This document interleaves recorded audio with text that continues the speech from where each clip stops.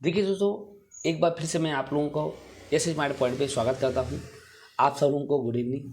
दोस्तों, मैंने इसके पहले भी अच्छी तरह से बताया था कि मध्य प्रदेश के सामान्य परिचय में हमें क्या देखना है, कैसे समझना है, और मध्य प्रदेश सामान्य परिचय में हमें मुख्य मुख्य बातें क्या चर्चा करनी है, किसके बारे में अधिक जानकारी रखनी है, ये सारी चीज़ें मैं आपको कॉन्सेप्ट टू कॉन्सेप्ट बता दूंगा। दोस्तों, सबसे पहले मध्य प्रदेश का सामान्य परिचय में हमें क्या क्या पढ़ना होगा।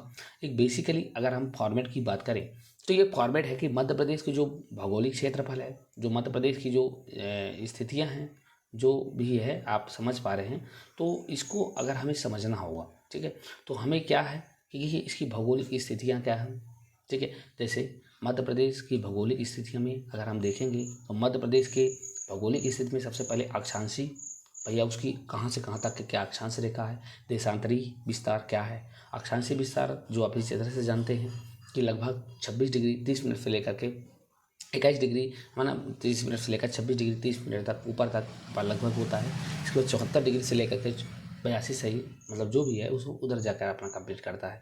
तो ये पूरी इस अक्षांशीय स्थितियाँ हैं, इसको पूरा पढ़ाएंगे हम। पड़ोसी राज्य क्या है, मध्य प्रदेश के कितने पड़ोसी राज्य हैं, कितने राज्यों से मध्य प्रदेश का सीमा लगता है, ये सारा चीज़ें हम पढ़ेंगे।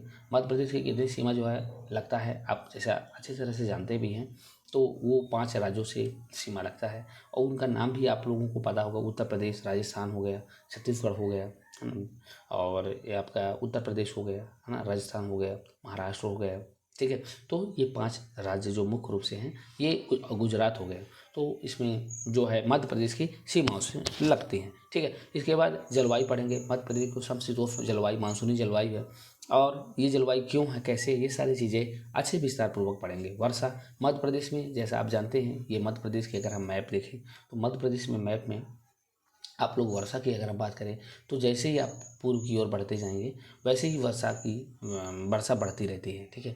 लगभग आप जैसे ही जाएंगे लगभग इधर देखेंगे तो लगभग 25 से 75 50 सेंटीमीटर वर्षा होती है, लेकिन इधर जाएंगे तो 100 लगभग आप देख पा रहे हैं। सबसे ज़्यादा वर्षा जो हम देखेंगे तो वो लगभग हम सतपुड़ा पर्वत श्रेणी में, है ना, धूपगढ़ की चोटी में सर्वोच्च वर्षा देखी जाती है। तो ये सारा चीज़ें हम आपको समझाएंगे, ठीक है।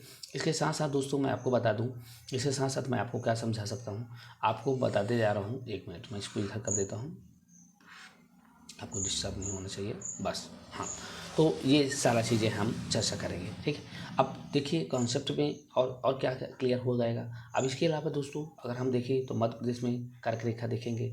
कर्क रेखा कितने राज्यों से होकर गुजरती है, ये भी एक महत्वपूर्ण है। साथ ही साथ केंद्रीय बिंदु, मध्य प्रदेश में जितने भी केंद्रीय बिंदु हैं, अगर हम पूरा विश्व के केंद्रीय बिंदु देखें तो भी मध्य प्रदेश में है, पूरा भारत से देखें तो मध्य प्रदेश में ही है, और पूरा मध्य प्रदेश का खुद केंद्रीय बिंदु देखेंगे तो वो है। तो इसका केंद्रीय बिंदु भी हम आपको यहाँ याद करा देंगे। और इसके बाद दूसरा पॉइंट हम प्रशासनिक स्थितियाँ, तो भौगोलिक स्थिति में ये सारी चीज़ें जानेंगे, ठीक है। तीसरा प्रशासनिक स्थितियाँ, प्रशासनिक स्थिति में हमें क्या क्या समझना पड़ेगा कि भाई प्रशासन बैठेगा तो कैसे कैसे सीरीज बनेगी। पहले संभाग होगा, संभाग के अंदर में जिला होगा, जिला के अंदर में विकास खंड होंगे, विकास खंड के जगह में तहसील होंगे, तहसील की जगह में ग्राम पंचायत होंगे, है ना। तो ये सारा चीज़ें हम अच्छे से प्रॉपर तरीके से पढ़ेंगे तो क्लियर हो जाएगा, ठीक है। समझ में आ रहा है कि नहीं आ रहा है, बताइए, क्लियर है यहाँ पे। इसके बाद राजनीतिक स्थिति के देखेंगे। राजनीतिक स्थिति में हमें क्या समझना होगा दोस्तों। राजनीतिक स्थितियों में जैसे इनकी राजनीतिक स्थिति चलाने के लिए हमें एक लोकसभा चाहिए, लोकसभा, राज्यसभा होगा, राज्यसभा, विधानसभा होगा। तो लोकसभा, राज्यसभा तो ये सांसद हो गए, और विधानसभा जो होता है जो विधायक होते हैं।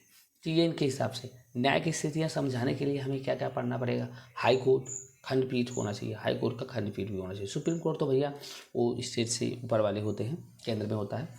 तो ये स्थितियाँ होनी चाहिए। अच्छा, एक पॉइंट और है आपका, भाई आर्थिक स्थिति समझने के लिए क्या स्थितियाँ होनी चाहिए। आर्थिक स्थिति, तो देखिए आर्थिक स्थितियों को समझने के लिए हमें, देखिए हमारी जो मध्य प्रदेश की या हमारे हर राज्य की जो आर्थिक स्थितियाँ चलती हैं वो खनिज पे डिपेंड रहती हैं, कृषि पे डिपेंड रहती हैं, और अन्य तत्व पे डिपेंड रहती हैं, ठीक है। तो ये आर्थिक इकोनॉमिक डेवलप होता है, इसी पे जीडीपी और जीएनपी, ठीक है, ये सारी चीज़ों का विकास होता है। अच्छा, इसके अलावा और क्या क्या होता है, इसके अलावा देखेंगे प्रशासन, इसके अलावा अगर हम देखें प्रशासनिक राजनीतियाँ भी होती हैं, है ना। तो कुछ प्रशासनिक राजनीति के अलावा अगर हम देखें तो आप अभी कुछ एक महत्वपूर्ण फैक्ट समझ लीजिए। मध्य प्रदेश में अगर देखा जाए तो आत्मनिर्भरता का रोड मैप जारी करने वाला देश का पहला प्रथम राज्य कौन बना है, तो मध्य प्रदेश ही बना है। तो मध्य प्रदेश जो है आत्मनिर्भरता का रोड मैप जारी करने वाला देश का प्रथम राज्य बना है। दोस्तों ये सारी चीज़ें हम आपको बहुत ही अच्छे से क्रम से समझाते जाएंगे। मैं आपको बता देता हूँ मध्य प्रदेश के कई उपनाम हैं और मध्य प्रदेश में आपको मैं बता दूं थोड़ा सा बनने की, तो मध्य प्रदेश का जो निर्माण है 1 नवंबर 1956 में, ठीक है, 1 नवंबर 1956 में है ना, मध्य प्रदेश का गठन मध्य प्रांत, मध्य भारत और विंध्य प्रदेश को मिला करके बनाया गया था। मध्य प्रांत, मध्य भारत और विंध्य प्रदेश, ठीक है। फिर 1 नवंबर 2000 को छत्तीसगढ़ से ये अलग हो गया, ठीक है। 1 नवंबर 2000 से क्या हो गया, ये छत्तीसगढ़ से अलग हो गया। मध्य प्रदेश के कई उपनाम हैं, ठीक है। मध्य प्रदेश के कई उपनाम हैं। कौन कौन से उपनाम है भैया? मध्य प्रदेश को क्या क्या नाम से जाना जाता है?